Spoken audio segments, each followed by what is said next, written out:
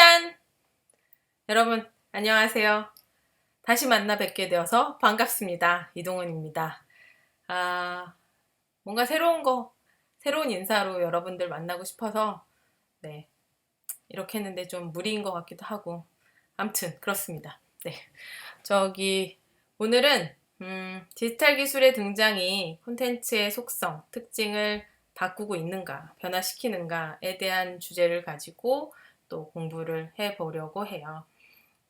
주로 출판 산업의 역사와 구조를 살펴보면서 함께 공부할 거고요. 브리테니커라는 백과사전이었죠. 네, 브리테니커의 성장과 몰락의 사례를 가지고 함께 공부를 시작하도록 하겠습니다. 자, 준비되셨나요? 자, 화이팅 한번 외치고 할까요? 화이팅! 자, 우리는 지난 시간에 디지털 기술이 새로운 혁신 기업들의 탄생을 이끈 대표적인 사례들을 살펴보았습니다. 사실 넷플릭스 이외에도 수많은 신생 기업들이 이 디지털 기술을 근간으로 등장했습니다. 디지털 기술과 4차 산업혁명의 등장으로 이 블루오션의 기회를 붙잡고 혜성처럼 등장한 건데요. 이런 기업들을 우리는 유니콘 기업이라고 부릅니다. 기업 가치가 한 10억 달러 이상, 우리 돈으로 환산하면 한 1조 원 정도 되고요.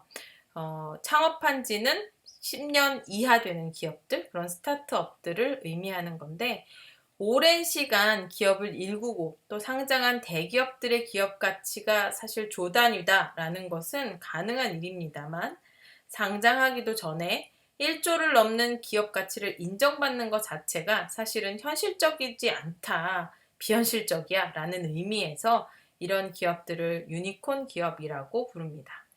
유니콘은 왜 환상의 동물이잖아요. 현실에서는 존재하지 않는 그것을 빗대어서 설명하고 있는 거죠. 에어비앤비가 유니콘 기업의 대표적인 기업이죠. 차량 공유 기업인 우버도 눈에 띕니다. 그리고 요즘처럼 이런 사회적 거리두기를 실현하고 있는 때 가장 활발하게 일어나고 있는 협업 툴인 슬랙, 그리고 스냅책이라던가 드롭박스, 핀테크 기업인 스퀘어, 그리고 온라인 결제 서비스인 스트라이프라던가 기업과 소비자의 어떤 커뮤니케이션을 돕는 B2B 기업인 트윌리오도 유니콘 기업에 속합니다. 국내에도 유니콘 기업들이 등장하고 있습니다. 국내는 또 특히나 다양한 업종들이 눈에 띄는데요. 지난해 유니콘 기업으로 평가를 받은 무신사 경우에는 2001년에 고3이었던 조만호 씨가 프리첼에 개설한 운동화 커뮤니티 무진장 신발 사진 많은 곳으로 출발했다고 합니다. 현재는 한 3,500여 개의 브랜드가 입점해 있고 지난해 거래액이 한 9천억 정도를 기록했다고 하죠. 이 메디힐이라고 부르는 마스크팩으로 두 유명한 LMP 코스메틱도 있습니다. 2009년에 창업한 회사인데요. 당시 화장품 회사 출신이었던 이 권호섭 회장이 50살이었다고 해요. 일반적으로 우리가 유니콘 기업 하면 좀 20, 30대의 젊은 창업가들을 생각하는데 반드시 그렇진 않습니다. 네, 장년층의 대표적인 창업 사례라고 볼 수 있고요. 이 송금 앱에서 출발한 종합금융 플랫폼인 토스 같은 경우에는 이 비바리 퍼블리카의 브랜드인데요. 이 대표가 실패를 한 8번 정도 거듭했다고 해요. 그러다가 9번째 도전한 사업 아이템이 바로 이 토스였다고 하죠. 반면 총 쏘는 게임, 뭐 떠올리시죠? 그쵸. 배틀그라운드의 회사인 크래프톤도 있습니다. 위메프나 쿠팡 같은 기업들 너무 유명하고요. 야놀자 숙박 여가 플랫폼 기업으로 거듭났는데 모델 예약 사이트에서 이 대표 같은 경우에는 모텔의 청소부였던 경력이 있죠. 최근에는 자가 면역 질환 치료제들을 개발하고 생산해낸 에이프로젠이 또 유니콘 기업으로 등록되기도 했습니다. 그럼 이제 본격적으로 이런 기업들의 등장뿐 아니라 디지털 기술이 콘텐츠 자체에도 변화를 가져왔는가에 대한 공부를 해봐야 할 텐데요. 오늘 우리 이 공부는 출판 산업의 역사와 발전사를 통해서 살펴보려고 합니다. 이를 위해서 크게 5단계로 나눠서 공부를 할 텐데, 출판이라고 하는 책의 콘텐츠의 속성은 무엇인지, 그리고 이 출판 산업의 가격 정책은 어떤 이유로 만들어졌는지, 마케팅 전략은 어떠한지, 또 그 외에 이 디지털 기술의 등장으로 이 출판 산업 자체가 변화하고 있는 또 다른 측면들은 없는지를 살펴보고, 브레테니커가 백과사전이죠. 브레테니커가 어떻게 성장하고 몰락했는지, 이 시대적인 흐름을 가지고 함께 살펴보도록 하겠습니다.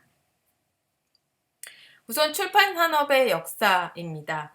출판 산업은 크게 2가지 기술의 발달과 더불어서 성장해 왔다고 해도 과언이 아니에요. 우선 종이의 발달. 파피루스라고 하는 그 나무 껍질을 잘라서 막 두드립니다. 그리고 그 나무를 이제 두드리면 그 나무 진액 같은 것들이 옆으로 나오겠죠? 그 진액들이 서로 그 두드린 나무들을 붙게 해주는 기능을 했다고 해요. 그러면서 만들어진 종이가 이제 최초의 종이라고 일컬어지는데요. 이 파피루스 종이에다가 글씨를 써가면서 기록을 남겼다고 하죠. 파피루스 종이보다 조금 더 질기고 단단한 양피지를 그 다음에 사용했고요. 그 이후에 오늘날 쓰는 것 같은 종이는 나무 껍질과 여러 가지 재료들을 섞어서 만들었다고 합니다. 이렇게 종이가 발명되고 난 이후에 이 종이들을 겹겹이 모아서 하나의 분철을 하는 거, 분철? 하여튼 하나의 철로 만드는 거죠. 그래서 두루마리 책, 맨 처음에는 이렇게 길게 해서 여러 가지 이렇게 굴려서 접은 두루마리 책을 만들고, 그 이후에는 이제 잘라서 뭔가를 엮어서 만드는 책들이 등장했다고 합니다. 한편으로 인쇄술의 발달은 이렇게 종이가 발달하고 책이 만들어지긴 했지만 그 이전에 필사시대, 즉 손으로 글씨를 다 써가면서 책을 만들었던 시대에서 벗어나게 해주는 큰 계기가 되었습니다. 이 인쇄술은 이제 목판 활자라던가 금속 활자 같은 것들이 만들어지면서 더욱 활발하게 발달했는데요. 일반적으로 우리가 구텐베르그의 그 활판 인쇄가 이 인쇄술 산업을 발전시키는 핵심적인 기틀이 되었다라고 알고 있지만, 사실 구텐베르크보다 한 78년 정도 앞선 최초의 금속 활판을 우리나라에서 발명했다라는 사실도 여러분이 함께 아셨으면 좋겠습니다. 네, 직지심체 요절이라는 책은 지금 프랑스에 보관되어 있고요. 여러분 알려드리는 URL들 보시면 이 우리나라의 금속 활판에서 영향을 어쩌면 받았을지도 모르겠다. 구텐베르크의 활판 인쇄술이요.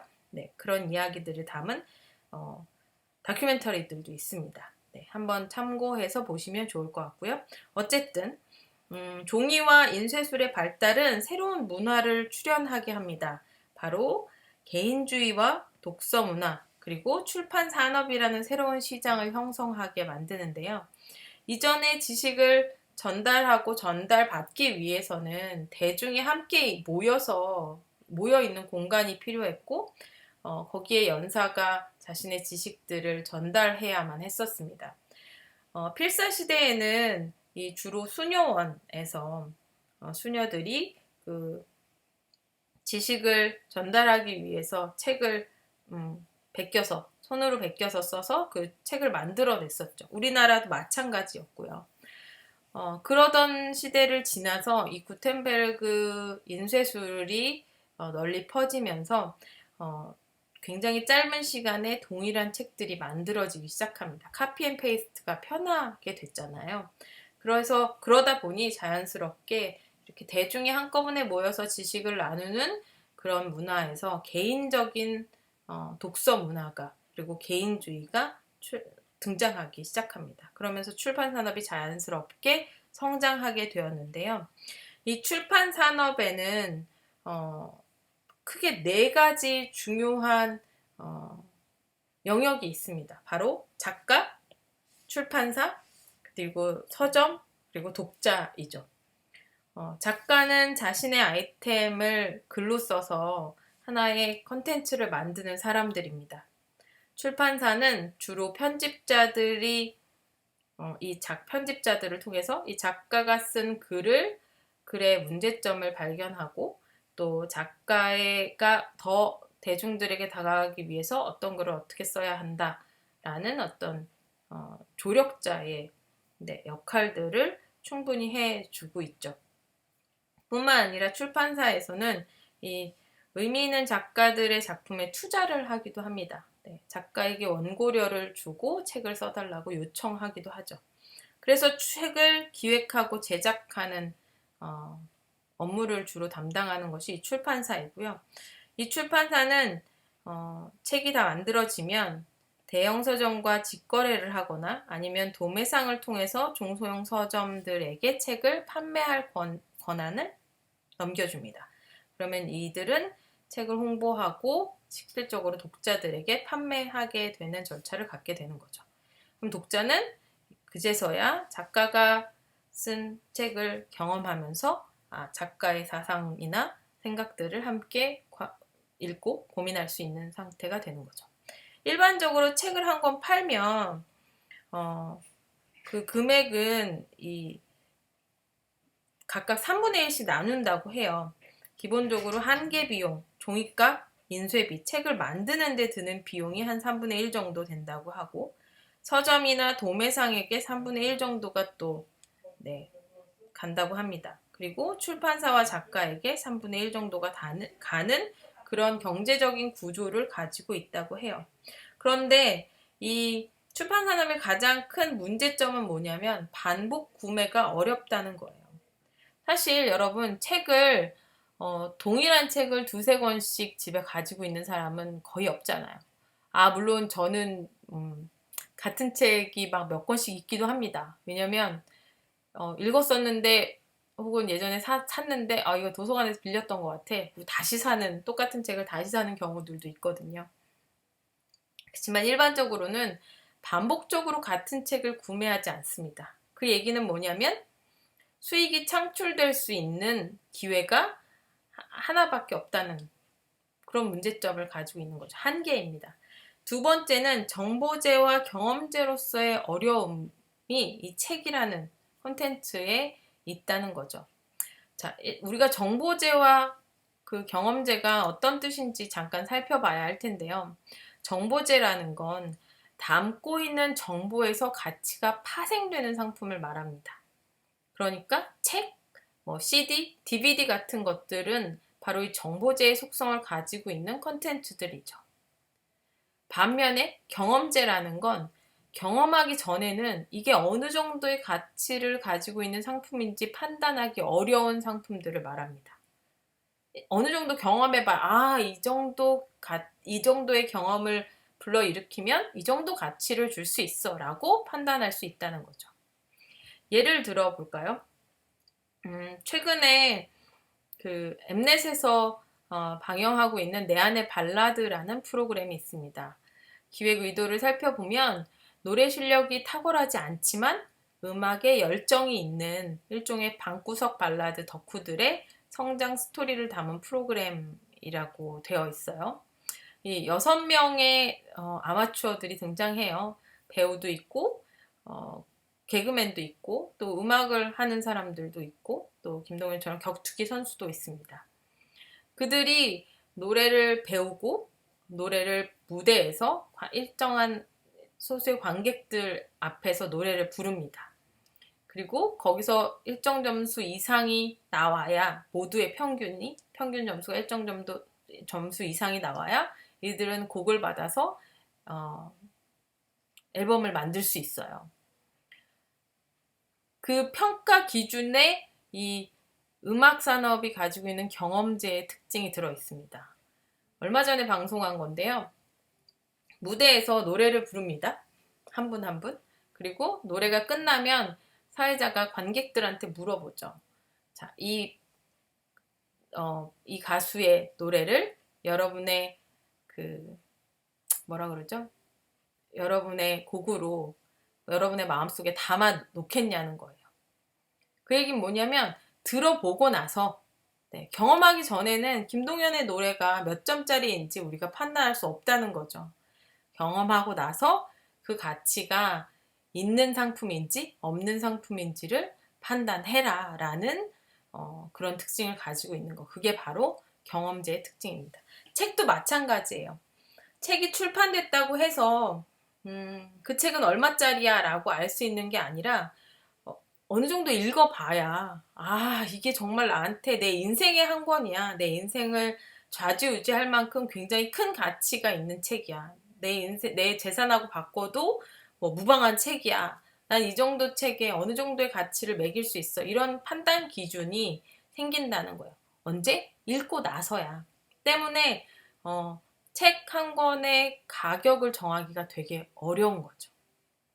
그런 특징이 있다라는 콘텐츠의 속성이 있다라는 거 아시면 좋을 것 같고요. 그렇다면 그런 정보제와 경험제의 속성을 가지고 있는 책을 어떻게 가격을 매겨야 하느냐. 모든 사람한테 다 읽어본 다음에 가격을 매길 수는 없는 거잖아요. 일반적인 상품들의 가격이 어떻게 정해지는지를 먼저 살펴보면 경제학자 아서 피구는 세 가지의 가격 차별 그 단계를 이야기합니다. 첫 번째는 아주 이상적인 시나리오인데요. 소비자의 지불 의향을 분명히 아는 경우입니다. 그러니까 이 소비자들은 이 정도 가격이면 이 제품을 살 거야 라는 것이 분명하게 파악되는 경우이죠. 이 상태에서는 사실 어떤 고민도 없습니다. 그냥 그 정도 가격을 매기고 사게 하면 되니까요. 이제 문제는 두 가지 경우인데요. 첫 번째는 그나마 좀 나아요. 소비자군이 관찰할 수 있어요. 소비자군을 관찰할 수 있어요. 그래서 그들을 관찰해 보니 이 정도 가격이면 지불할 의사가 있겠다. 관찰 가능한 지불 의사를 파악해서 가격을 책정하는 경우를 말합니다. 얘를 우리가 3차 가격 차별 정책이라고 하는데요. 예를 들면 영화관에 가면 청소년 요금제와 노년층 요금제가 다른 거 여러분 확인하실 수 있을 거예요. 시간대에 따라서도 금액이 다르죠. 조조는 좀 할인하는 금액을 보여주고 낮에 피크타임이라고 할 수 있는 주말과 주중 가격이 또 다르고요. 이런 것들은 소비자군들을 자세히 관찰해 보니 청소년들은 기본적으로 돈이 많지 않으니까 이 정도 원래 평균 금액에서 조금 디스카운트를 해주면 충분히 영화관에 와서 극장에 와서 영화를 볼 것 같아. 노년층 또한 금액을 좀 다운시켜야 볼 것 같아. 20, 30대 영화관에 가는 메인층이라고 하는 20대, 20, 30대는 금액을 다운시키지 않아도 충분히 지불할 것 같아. 지불할 의사가 있는 것 같아. 이런 판단 하에 가격을 책정한다는 거예요. 주로 눈에 보이는 지표들, 연령이라던가 멤버십이라던가 이런 걸 기준으로 해서 이 3차 가격 차별이 만들어집니다. 네. 근데 이제 제일 문제는 이거죠. 소비자를 세분화할 수 있는 기준이 부재해요. 관찰할 수도 없어요. 잘 모르겠어요. 그리고 그들이 얼마를 내야 어떤 사람들이 얼마를 내야 극장을 올 수 있을까 이런 거 잘 모를 때, 이 정도 지불할 능력이 있는 사람들이 구체적으로 어떤 사람들이야 이런 거 모를 때 정해지는 가격인데요. 가격 체계인데 이걸 2차 가격 차별이라고 부릅니다. 보통 일반적으로 영화관 부티크관 같은 거 있죠. 네, 가보셨어요? 저 한 번도 안 가봤는데 그걸 예를 들면 그걸 지불할 충분한 경제적인 여건이 돼요. 그럼에도 불구하고 소비자의 성향이나 가치관, 세계관 이런 것들이 굳이 내가 그걸 부티크관에 가서 영화를 봐야 해? 이렇게 생각한다는 거죠. 그거보다 나는 그냥 정상적인 돈을 내고 영화관에 가서 극장 가서 영화를 볼래. 그러니까 관찰되어지지 않는 어떤 기준, 관찰될 수 있는 기준이 없는 경우에 네, 이런 2차 가격 차별을 만들어서 소비자 그 수익을 최상으로 높이는 정책을 쓴다는 거예요. 예를 들면 테마파크의 패스프리 티켓들도 그래요. 줄 서서 어떤 사람이 줄 서서 1시간 기다리고 나서 그걸 사는 사람이 있고, 또 어떤 사람은 패스프리 티켓을 사서 줄 서지 않고 빨리 놀이기구를 타는 사람이 있죠. 하지만 그 둘의 경계는 분명하지 않아요. 어떤 사람, A라는 사람의 특징이 뭐야? 그러니까 패스프리를 사는 사람들은 관찰 가능한 어떤 기준이 뭐야? 라고 명확하게 표현할 수 없다는 거예요. 만약에 동일한 사람이라도 연인하고 갔어요. 너무너무 잘 보이고 싶은 여자친구를 데리고 테마파크를 갔어요. 그러면 패스프리 살 수 있죠. 여자친구하고 그 놀이동산에서 기다리는 것보다는 돈을 더 좀 지불하고 그 즐거운 시간을 보내는 게 훨씬 더 가치 있는 일이니까. 때때마다 그 기준 자체가 그걸 선택할 수 있는 지불 의사가 달라질 수 있어요. 그런 경우 정해지는 가격을 2차 가격 차별이라고 해요. 좀 이해가 되셨는지 잘 모르겠네요. 정보제로서의 책은 특히나 이 가격을 만들어내는 게 되게 어려워요. 왜냐하면 기본적으로 품질과 사용성에 따른 가격차를 만들기가 쉽지 않기 때문인데요. 이게 무슨 얘기냐면 일반적으로 자동차나 집 같은 것들은 품질이 좋아 혹은 사용성이 뛰어나 이러면 기준이 되는 가격보다 더 큰 비싼 가격으로 만들어서 판매하는 게 훨씬 더 용이하죠. 예를 들어 그 강의 자료에 보시는 것처럼 이런 집에 사는 것과 송강호네 집이죠. 이런 집에 사는 것과 이렇게 좋은 집에 사는 것은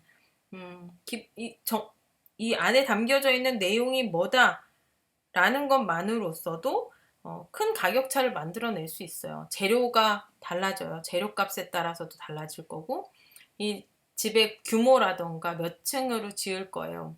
각기 다 그런 기준들에 따라서 품질이나 사용성에 따라서 기본적으로 가격차, 원재료부터 시작해서 가격차가 크기 때문에 이 집의 가격과 이 집의 가격이 굉장히 큰 차이가 난다라는 되게 당연한 논리로 접근할 수 있다는 거죠. 하지만 책은 그렇지 않다는 거예요. 책은 아무리 그 안에 내용이 좋은 내용이 들어가 있어도 기본적으로 책으로 만들어져 나오면 이 종이와 원재료 자체에 들어가는 비용이 그렇게 크지 않기 때문에 이 책 가격의 레인지를 정하는 게 큰 레인지를 만들어내는 게 쉽지 않다는 거예요. 그런 문제가 있어요. 근데 디지털 콘텐츠는 사실 더 그렇죠. 우리가 화질이 낮은 것부터 화질이 좋은 것까지 만들어내려고 할 때 특별하게 화질이 더 좋게 한다고 했을 때 그냥 컨버팅을 좀 다르게 한다거나 출력을 좀 다르게 할 뿐이지 특별하게 더 비용이 들어간다거나 하지 않잖아요. 물론 화질이 더 좋은 영상을 찍기 위해서 더 좋은 카메라를 써야 해. 이러면 이제 원재료의 가격이 높아지는 거지만 그런 경우가 아니라 나중에 출력을 할 때의 문제예요. 그럴 때 화질을 더 좋게 한다고 한들 특별하게 더 추가되는 비용이 있거나 하지 않죠. 가격차가 만들어지지 않는 조건들을 가지고 있어요. 뿐만 아니라 제가 예전에 영화사에 있을 때만 해도 극장에다가 아날로그 필름들을 계속 복사본들을 만들어서 막 뿌려야 했었거든요. 그럴 경우에는 필름 하나를 만드는데 드는 비용들이 있어요. 기본 비용들, 고정 비용이죠. 환계 비용이 계속 극장을 많이 하면 할수록, 극장을 많이 잡으면 잡을수록, 필름을 많이 보내면 보낼수록 비용이 더 많이 들어요. 때문에 가격차를 만들기가 쉬워요.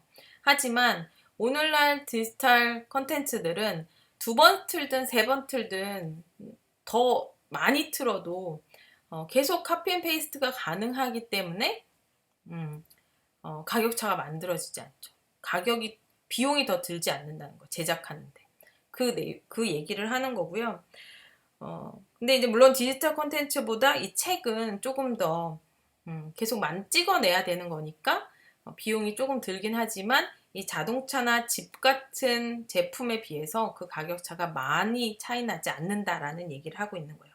어쨌든 때문에 이 한계 비용을 최소화하고 더 많은 시장 기회를 만들어내는 게 이 출판 산업에서 가져야 하는 가격 정책의 되게 중요한 기준이 된다고 해요. 그래서 모든 사람에게 책을 한 권씩 다 사게 해야겠다. 뭐 이런 전략을 하는 거죠. 왜? 일반적으로 사람들이 집은 못 사지만 책은 살 수 있거든요. 가격 차가 되게 크기 때문에. 그래서 모든 사람이 잠재 고객이다. 그러면 그 모든 사람에게 책을 어떻게 판매할 수 있을까라는 걸 고민하면서 가격이 만들어진다는 거예요. 그렇게 만들어진 가격 체계가 바로 2차 가격 차별 전략인데요. 기본적으로 이런 기준들을 세운대요. 품질 면에서 더 좋게 했으면 좋겠어. 종이질도 좋았으면 좋겠고, 커버가 좀 특이했으면 좋겠고, 바인딩도 어떤 책은 이렇게 열면 막 뜯어지는 책이 있잖아요. 바인딩도 조금 더 고급스럽게 했으면 좋겠어. 혹은 읽기 편한 사이즈, 들기 편한 무게, 편의성이 기준이 되기도 하고요. 그 다음에 신속하게 발매 직후에 바로 구매할 수 있는지 이런 것들도 이 출판 산업의 가격을 만드는데 기준이 된다고 해요. 뿐만 아니라 소장 가치. 책은 꼭 읽는 데만 목적이 있는 건 아니죠. 전시하거나 내가 이 판본을 가지고 있어 라는 것에 대한 리미티드 에디션을 가지고 있어 이런 거에 대한 소장 가치도 또 중요한 기준이 된다고 합니다. 여기에 뭐 플러스 알파 더 있겠죠. 이런 기준들로 인해서 뭐가 만들어지냐면 하드커버와 페이퍼백이라고 하는 두 가지 가격 차별 전략이 만들어져요. 예를 들면 총균세와 같은 책도요. 하드커버 같은 경우에는 지금 31,500원에 팔려요. 그렇지만 페이퍼백, 그러니까 양장본이 아니라 그냥 읽기 위한 실용적인 목적으로 나와 있는 책은 25,200원에 팔리죠. 여기 양장본 보시면 이렇게 쓰여져 있어요. 소장용 특별판 양장. 이거를 가치 있게 내가 가지는데 의미를 가지느냐, 이 품질의 의미를 가지느냐에 따라서 하드커버 책을 조금 더 높은 가격을 책정해서 판매할 수 있고요. 그렇지 않은 책들은 가볍게 읽을 수 있는 조금 더 저가의 페이퍼백을 만들어서 판매하는 거죠. 이걸 구매할 수 있는 사람들이 에 대한 분명한 그 기준이 없을 때 그럼에도 불구하고 하드커버를 살 수 있을 사람들이 있을 거야 라고 예측하고 이렇게 두 가지 정책을 써서 두 가지 층을 써서 책을 판매한다는 거예요. 단 하드커버와 페이퍼백을 판매할 때 되게 중요하게 작용해야 되는 게 분명한 품질의 차이가 있어야 해요. 높은 가격에 대한 지불 의사가 있는 어떤 소비자에게 분명한 만족감을 줄 수 있어야 하는 거죠. 분명한 만족감을 주지 못하면 어떡하죠? 낮은 지불 의사를 가진 소비층으로 이동하게 돼요. 그런 이동을 막으려면 좋은 제품으로 하드커버 제품, 양질의 제품으로 만드는 그런 제작 프로세스가 필요하다라는 거 알고 계시면 좋겠고요. 하드커버와 페이퍼백과 다르게 하드커버와 요새는 전자책이라는 이 구조도 가지고 있어요. 일반적으로 이 전자책은 하드커버하고 시간차를 두고 출간한다고 해요. 그게 뭐냐면 하드커버 책이 이번 주에 나왔어요. 출간되었어요. 그러면 전자책은 한 2달 있다가 나온다거나 그래서 하드커버 책을 다 사람들이 사고 나서 그리고 나서 전자책을 더 싼 책을 살 수 있도록 이렇게 만드는 그런 전략들이 초창기에 되게 많이 등장했죠. 그런 배경에는 이 전자책을 하드커버의 대체제로 인정했기 때문에 벌어지는 거예요. 그러니까 무슨 얘기냐면 하드커버 살 사람들이 하드커버 대신 전자책을 산다라고 출판업계에서 이해하고 있었기 때문이죠. 근데 정말로 이들이 대체제 관계일까라는 것에 대해서 데이터를 모아서 연구한 사람들이 있었어요. 2010년에 출판사 A와, 우리나라 사례는 아니고 미국의 사례예요. 출판사 A와 아마존이 불가피하게 얘네가 이제 그 가격 뭐 이런 정책 때문에 약간 충돌이 있었대요. 그래서 8주 동안 이 출판사 A의 책을 전자책 없이 하드커버 책만 아마존을 통해서 세일즈하게 되었다는 거죠. 그런데 그래서 이제 데이터가 남아 있었던 거예요. 근데 데이터를 쭉 보고 보니 전자책 발매 연기가 이제 8주 있다가 전자책을 발매하게 되었는데, 전자책 발매 연기가 하드커버 판매량을 변화시키는 데는 영향을 전혀 미치지 않았대요. 즉 무슨 얘기냐면 전자책과 종이책은 다르다. 전자책 살 사람은 전자책을 사고 종이책 살 사람은 종이책을 산다는 거죠. 전자책 살 사람이 종이책을 사지도 않고 종이책을 살 사람이 전자책을 사지도 않더라. 그래서 전자책은 종이책의 대체제가 아니다. 라는 사실을 밝혀내요. 그 이후부터 사실상 전자책과 종이책은 비슷한 시기에 등장하고요. 그렇게 막 일부러 판매 증진을 위해서 시간차를 두고 시장에 나오지 않는다고 합니다.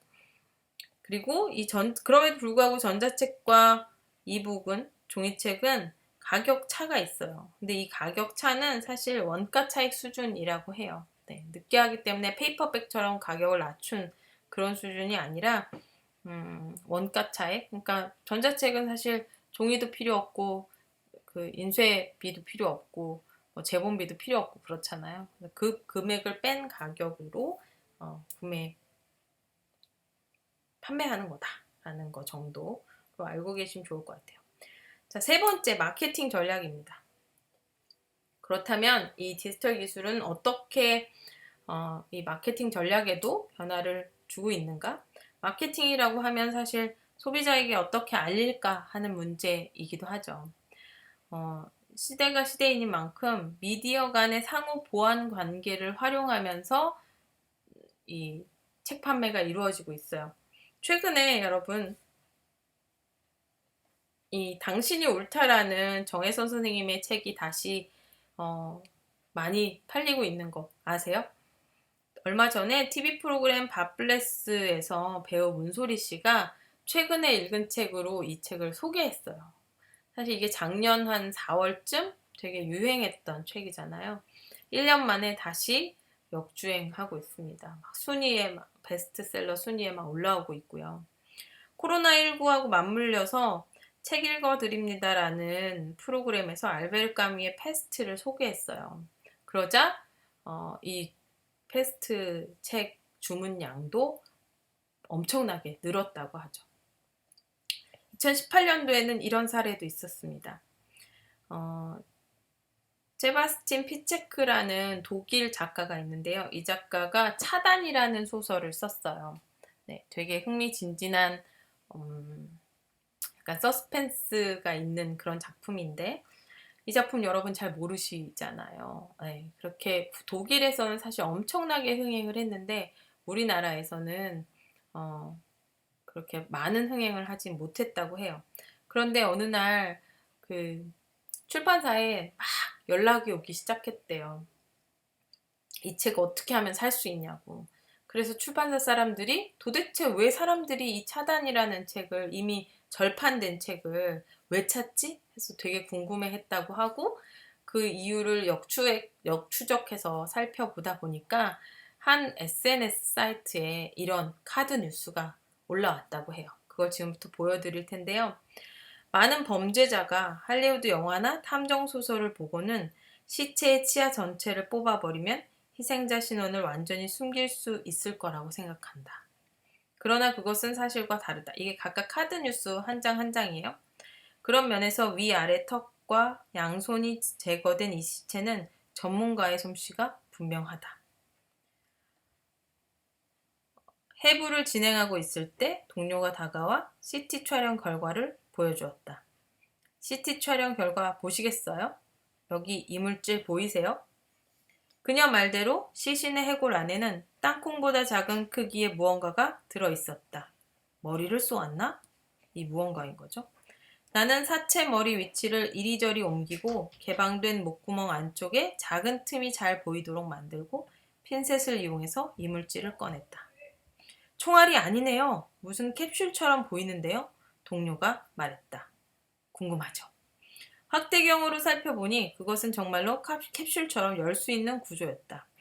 집게와 핀셋의 도움을 받아 열어보니 안에는 아주 작은 쪽지 하나가 들어있었다. 어떤 메시지네요. 렌즈를 더 또렷하게 맞추고 그 위에 쓰인 것을 확인했다. 몇 개의 숫자들이 눈에 들어왔다. 휴대폰 번호 같았다. 이 사실을 동료들에게 막 알려주려던 찰나 숫자 아래로 작은 알파벳 글자들이 보였다. 글자를 보는 순간 맥박이 뛰었고 이마에 땀이 흘렀다. 입이 바짝바짝 말랐다. 그리고 오직 한 가지 생각만 들었다. 제발 우연이기를. 한나. 그것은 17살 된 내 딸의 이름이었다. 나는 곧장 부검실을 나와 복도 맨 끝에 있는 화장실로 들어갔다. 쪽지에 쓰여있던 번호로 전화를 걸자 녹음된 딸의 목소리가 들렸다. 아빠, 저를 제발 도와주세요. 아빠 죽는 게 무서워요. 이혼 후 아내와 지내던 딸의 목소리를 이런 식으로 듣게 될 줄이야. 그가 말하는 대로 하지 않으면 절 죽일 거예요. 이 사실을 누구에게도 얘기하면 안 돼요. 그리고 에릭을 기다리세요. 그 말을 마지막으로 전화가 끊겼다. 녹음 중에 아이는 울었고 그런 절망적인 목소리는 처음이었다. 몸이 균형 감각을 잃고 휘청거렸다. 몇 분간 공황 상태에 빠져 있다가 어떠한 단서라도 얻을 수 있다는 희망으로 녹음된 딸의 목소리를 듣고 또 들었다. 그리고 얼마 후 발신번호 표시 제한으로 전화가 걸려왔다. 휴대전화의 녹음 기능이 활성화하고 통화 버튼을 누렸다. 여보세요? 거기 누구요? 에릭, 당신 에릭이요? 잠시 후 젊은 여자의 액센트가 없는 소리가 들렸다. 에릭은 죽었어요. 뒤통수 맞은 기분이었다. 딸이 분명 에릭을 기다리라고 했는데 그가 죽었다니. 충격에 정신을 못 차리던 나는 뒤늦게 한 가지 사실을 알게 되었다. 에릭의 시신엔 두 번째 캡슐이 들어있었다. 그 시신이 에릭이었던 거죠. 그러면서 이제 마지막 독일 독자들이 뽑은 최고의 스릴러 작가 세바스티안 피체크의 소설 차단입니다. 이렇게 카드 뉴스를 만든 거예요. 이 카드 뉴스를 본 많은 소비자들이 되게 궁금해했죠. 도대체 이게 어떤 작품이지? 뒷이야기를 읽고 싶어. 여러분도 그러시잖아요. 그래서 이제 출판사에 전화를 걸어서 책을 문의한 거고, 출판사는 이 결과를 그 문의를 듣고 재쇄를 하게 됩니다. 그리고 이북으로도 판매하게 되죠. 여기서 우리가 깨달을 수 있는 것은 경험제라는 점을 감안해서 적정한 수준의 마케팅을 해야 한다는 거예요. 균형이 되게 중요하겠죠? 제품의 가치를 경험할 수 있도록 어느 정도는 정보를 제공해야 하고, 또 동시에 책을 다 읽었다라는 느낌이 들지 않아야 해요. 반드시 뭐로? 구매로 연결되어야 하거든요. 그래서 무엇을 홍보하고 또 무엇을 감출 것인지 그게 되게 중요한 전략 중에 하나가 되겠다라는 거고요. 또 다른 변화들이 있습니다. 디지털 기술의 등장으로 출판업계에 또 다른 변화들이 등장했는데 바로 다양성을 추구하게 되었다는 거예요.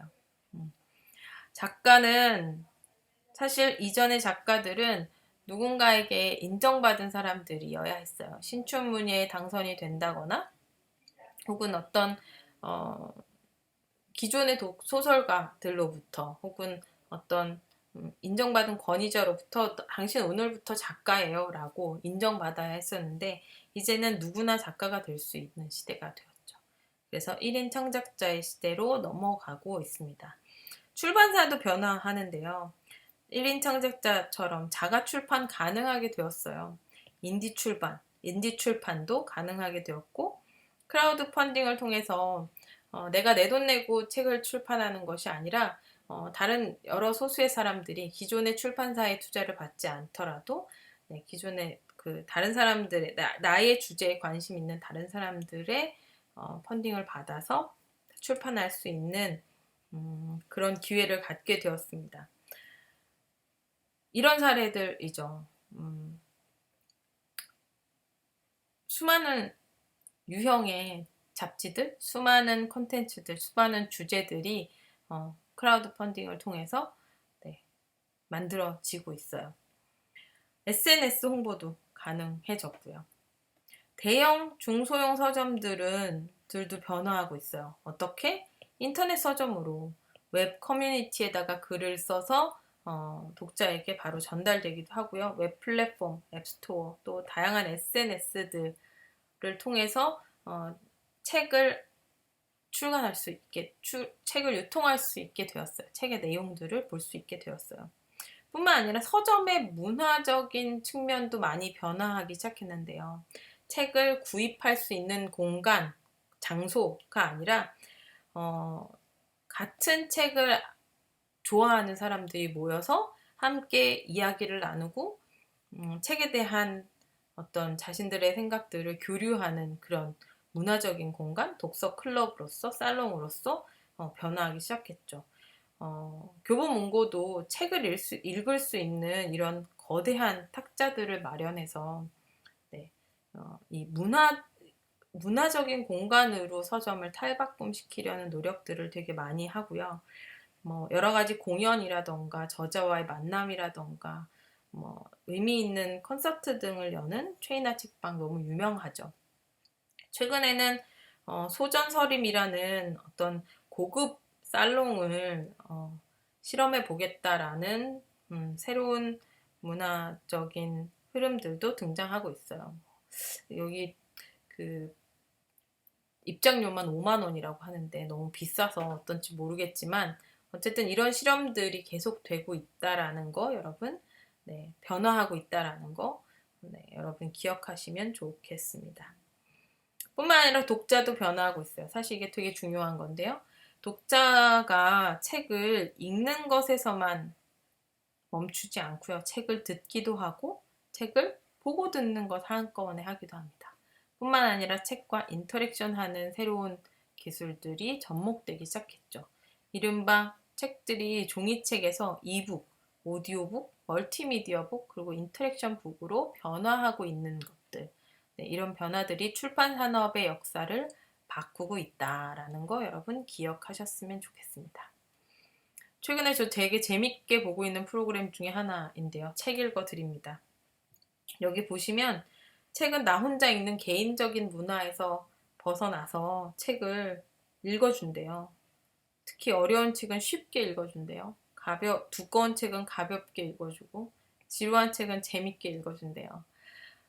여러분 이 프로그램 보셨는지 모르겠지만 이거 보고 나면 왠지 모르게 책 한 권 다 읽은 것 같은 느낌이 들어요. 사실 연동해서 교보문고나 여러 가지 그 대형 서점들에서 이 책 읽어드립니다의 책들을 한꺼번에 이렇게 판매하고 또 앞으로 그 화면에 앞으로 끄집어내서 세일즈를 같이 겸하고 있어요. 그리고 실제로 이런 프로그램이 홍보 수단이 되어서 앞에서 미디어 공부할 때 했죠. 홍보 수단이 되어서 많은 부분 이 책들의 판매가 늘어난다고 해요.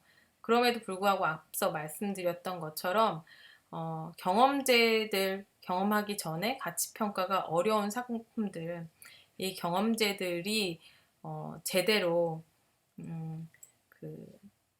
어떤 것을 얼마만큼 보여줄 거냐에 따라서 이 경험제들이 실제 구매로 이어질 수 있도록 그 수준을 잘 맞추는 전략들이 여전히 필요할 거예요. 그래서 수익을 극대화하기 위한 어떤 하나의 통로로서 이 미디어들이 활용되는 게 좋지 않을까라는 생각을 개인적으로 하고요. 아무리 남이 읽어준다고 해도 내가 읽는 건 또 다르잖아요. 예고편처럼 이 프로그램을 보시고 직접 책들을 읽는 문화를 우리 가톨릭대 학생들은 함께 해 나갔으면 좋겠습니다.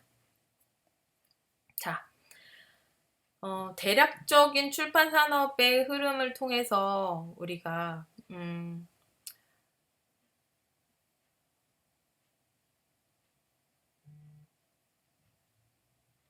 네. 대략적인 그 출판 산업의 흐름을 통해서 우리가 디지털 기술들이 이 콘텐츠들을 어떻게 변화시키고 있는지에 대해서 살펴봤어요. 어, 마지막으로 한 가지 사례를 더 살펴보려고 합니다. 종이책 백과사전인 브레테니커의 성장과 몰락인데요. 1990년대만 해도 이 브리테니커 백과사전은 모든 집에 좀 배운 사람이다, 나 좀 교양 있는 사람이야 라고 하면 모든 집에 이 백과사전이 한 질씩 딱 그 책장에 꽂혀 있었죠. 제일 밑에 칸에. 읽어요? 읽진 않았어요. 네. 일종의 이 책들은 사치품이고 전시품의 기능을 했습니다. 중산층들의 난 교육받은 사람이야. 나는 예의범절을 알아. 나는 교양 있는 사람이야. 뭐 이런 것들을 상징하기 위한 어떤 제품들로 활용이 되었어요. 높은 신뢰성과 냉철한 권위를 상징하는 그런 책들이었고요. 특히나 방문 판매라는 영업 전략을 통해서 이 책들이 가정마다 한 질씩 있었습니다. PC 보급이 이제 1990년대 PC 보급이 대중화되면서 사람들이 물어봤다고 해요. 이 백과사전을 언제 PC에서 쓸 수 있나요? 근데 이 브리커니커 백과사전 제작사에서는 이 의견들을 무시했죠. 뭐라고 무시했냐면 가정용 PC는 용량이 작아요. 그래서 브레테니커 사전의 전체 내용을 담기는 어렵습니다. 색인도 저장할 수 없을 것 같은데요. 네, 실제로 1990년대의 컴퓨터는 굉장히 용량이 작았어요. 만약에 그 용량이 작기 때문에 회사 컴퓨터에 그러니까 이 브리테니커 내용을 모두 다 저장하고 집에서 모뎀으로 접속해서 이용한다고 하면 되게 비싸고 그 모뎀을 통해서 이렇게 인터넷에 접속하는 게 되게 비쌌거든요. 비싸고 번거롭고 또 속도도 되게 느릴 거예요. 심지어 끊김 현상도 나타날 거예요. 그리고 검색은 되지도 않을 거고 어떻게 다 찾으려고 그러세요? 뭐 이런 얘기들을 이 영업하시는 분들이 막 해가면서 우리는 이 여전히 권위 있는 이 책을 판매할 거다. 전통적인 판매 방식을 훼손시키고 싶지 않다. 라고 주장했어요. 시간이 지나서 90년대 한 중후반쯤 됐을 때 이들이 어쩔 수 없이 CD로 이 사전을 만들었거든요. 그냥 똑같이 이를테면 카피해서 그냥 쭉 CD 안에다 넣어놓는 거죠. 하지만 이 CD는 사은품으로 추가로 주는 정도였지 이게 메인이 되지 않았었습니다. 여전히 자신들의 권위를 내세웠던 거죠. 그런데 문제가 생기죠. 마이크로소프트에서 엔카르타라고 하는 PC용 검색이 가능한 멀티미디어형 백과사전을 만든 거예요. 사실 마이크로소프트는 이 브레테니커에 먼저 우리 같이 이 PC용으로 만들자라고 제안을 했었어요. 근데 어땠겠어요? 당연히 거절했죠. 그리고 소멸 직전이었던, 그러니까 망하기 일부 직전이었던 펑크앤 와그너스 백과사전의 저작권을 구입합니다. 다행히 이 브레테니커는 되게 줄글로 자세하게 이렇게 각 내용들이 막 서술되어 있던 것에 비해서 이 마이크로소프트가 저작권을 구입한 이 백과사전은 모듈형의 형식과 구조를 가지고 있었어요. 그러니까 컴퓨터로 전환하기가, 디지털화하기가 훨씬 더 쉬웠던 거죠. 적합했던 거예요. 뿐만 아니라 뭔가 차별화를 추구해야겠다라는 생각 때문에 그래픽과 사운드를 추가해요. 파별화 아니고 차별화입니다. 네. 추가해요. 그리고 하이퍼링크 기술도 도입하고 업데이트 기능으로 최신 정보를 계속 추가하는 그런 용이함을 추구해요. 검색 기술력을 계속 발전시켜서 그냥 쭉 처음부터 보는 게 아니라 검색하는, 검색해서 내가 소비자가 찾고 싶은 정보를 찾을 수 있게 만들어 주었고요. 패밀리형 제품으로 그 포지셔닝을 잡습니다. 그래서 $99라는 저가 가격대를 형성하죠. 그리고 고객 사용성 중심을 최우선으로 해서 얘를 계속 발전시켜요. 당연히 어떻게 되겠어요? 브레테니커 금방 사라지고요. 엔카르타는 점점 백과사전 업계의 신흥 강자로 떠오릅니다. 그렇지만 얘네도 오래 가진 못해요. 여러분 엔카르타 갖고 있지 않으시잖아요. 요새 뭐 어디서 찾죠? 뭔가 지식을 얻고 싶다면? 그쵸? 네, 위키피디아. 집단지성을 이용한 사용자 콘텐츠 생성형의 위키피디아가 이제 세상에 선을 보입니다. 이렇게 되면서 굉장히 많은 백과사전 그 컨텐츠들, 백과사전에 담고 있었던 컨텐츠들이 변화하는 양상들을 우리가 목격할 수 있어요. 다시 원점으로 돌아와 볼까요? 디지털 기술의 등장은 컨텐츠의 속성을 변화시켰는가? 사실 앞선 강의에서 2주차 첫 번째 강의에서 얘기했던 것처럼 이 시장을 주도하는 몇몇 기업들, 대형 기업들이 있어요. 그 기업들 주도하는 입장에서는 기술의 변화가 가져오는 영향력을 알아차리기가 쉽지 않습니다. 선두에 서 있는 사람들의 특징이죠. 그치만 어떻게 해야 되겠어요? 기술의 변화가 가져오는 삶의 변화, 가치의 변화, 패러다임의 변화를 알아차려야 합니다. 그래서 이 거대한 기회, 폭풍처럼 쓰나미처럼 몰려오는 이 거대한 기회를 놓치지 말고 또 다른 신흥 강자로서의 자리를 유지할 수 있도록 혹은 그런 신흥 강자로서의 자리를 꿰찰 수 있도록 기회를 노려봐야겠죠. 자, 지금까지 디지털 기술이 컨텐츠 자체의 속성들을 바꾸고 있는지에 대한 질문과 그 해답을 출판 산업을 통해서 살펴보았습니다. 여러분 잘 이해가 되셨는지 모르겠어요. 사실 저도 이게 녹화를 하다 보니까 한 30분 지나가니까 기운이 딸려서 이게 지금 제대로 설명하고 있는지 잘 모르겠네요. 혹시라도 질문하고 싶은 내용들이 있으시면 혹시 의견이 다르신 것들이 있으면 언제든지 사이버 캠퍼스에 올려주시면 되겠습니다. 오늘 하루도 수고 많으셨고 다음 주 3주차 수업에서 다시 여러분 반갑게 만나도록 할게요. 수고 많으셨습니다. 안녕. 컷.